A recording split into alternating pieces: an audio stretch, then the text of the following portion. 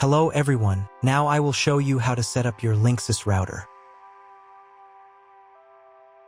And before I start, I want to remind you that if my video will help you, please support my work. Half of all donations I send to animal shelters. All details are in the description down below. First, turn on the router. Take the power adapter. Plug the power adapter into an outlet. And connect the other end into the router.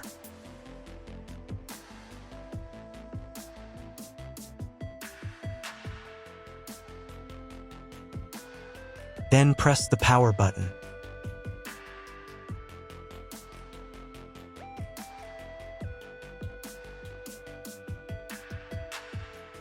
When the router is powered on, the light will turn on. It may take a few minutes for it to completely turn on. Next, connect the cable from your internet provider or from your modem to the internet port. This port is often labeled WAN and typically has a unique color. Each cable should be inserted until there is a click. You now need to reset the router to its factory settings. Press and hold the router's reset button for 10 seconds. Wait for the indicator lights on the router to begin flashing. Sometimes, this button is located inside the router casing to prevent accidental presses. In this case, use a thin object to press it down.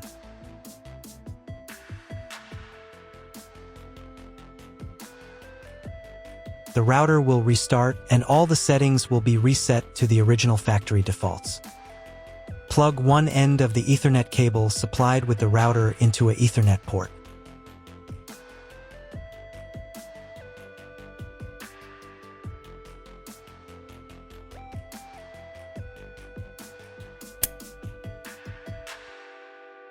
Plug the other end of the cable into your computer's Ethernet port.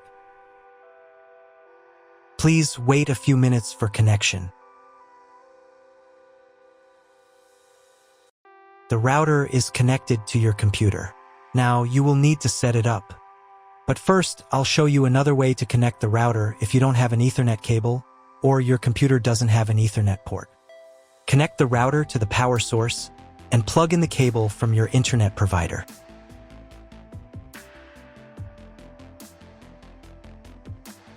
This will enable Wi-Fi.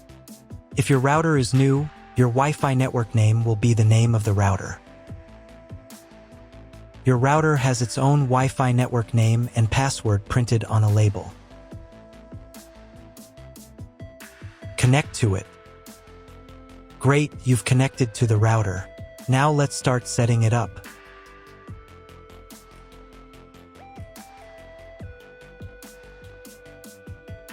First, open your web browser and visit the URL you see on the screen. Use the URL bar instead of the search bar. At the beginning, you will see a form with a login and password. Usually, it is admin and admin.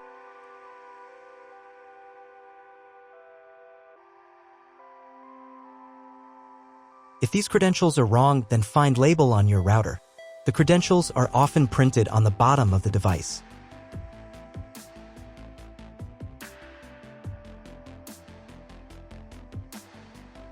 If none of this works, it means that your router has already been configured and someone has changed the login and password. If you can't find out the login credentials, just reset the router to factory settings. And then log into the router's personal cabinet using the standard credentials. If your router settings do not look like mine, it means that your router has a different firmware. I made a video for every firmware type.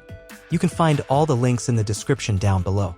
I want to warn you right away that there are many firmware versions and they may differ slightly. But don't worry, you will succeed, just watch the video and follow the instructions. At first, you need to set a password for the router's admin panel.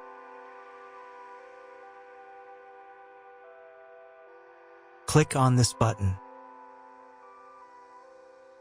Keep in mind that, depending on your firmware version, some setup steps may be different or appear in a different order. But don't worry, you've got this. Just watch the video and follow instructions. On the first screen, select your time zone. If you're not sure which one to choose, just select any. On the next page, select your internet connection type. This is usually specified in your contract with the internet provider. If you don't know, try clicking on this button for auto detection. The router will attempt to determine the connection type automatically. If detection fails, select Dynamic IP. Depending on the type of connection you selected, the next page might look different from mine. If you chose Dynamic IP, you'll need to select one of the options shown. If your internet provider allows internet access only for a specific MAC address, you'll need to clone the MAC address of your primary computer. If you're not sure, just select Use Default MAC Address.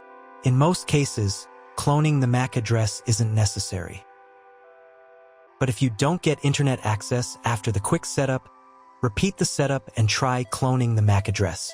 On the next page, set a name and password for your future Wi-Fi network. You'll see one or more available Wi-Fi bands for your router. If there are several, enable them all and set a name and password for each network. When you write the credentials, click the Next button.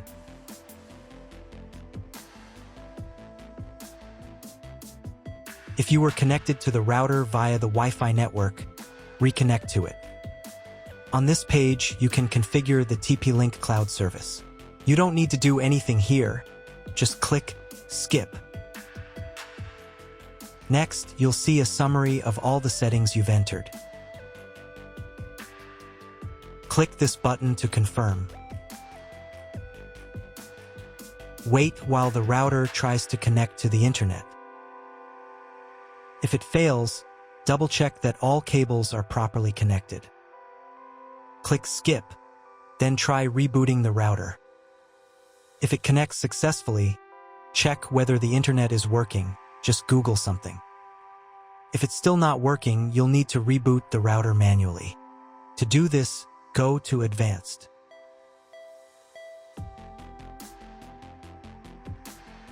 Then select System. Select Reboot tab and click on the Reboot button.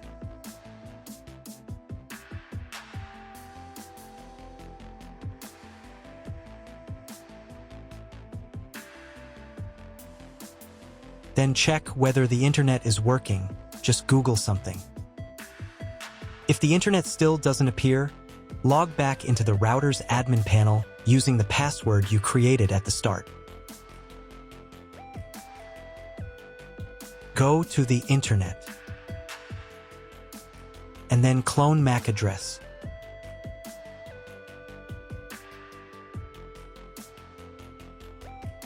Save the settings.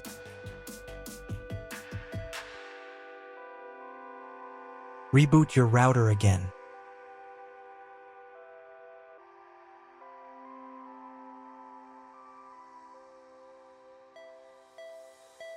And after a couple of minutes, check internet connection. If internet still doesn't appear, contact your internet service provider. He will tell you what type of connection you have and what other settings you need to do. That's all. If my video was useful, please support my work. I send half of all donations to animal shelters. All the details are in the description below.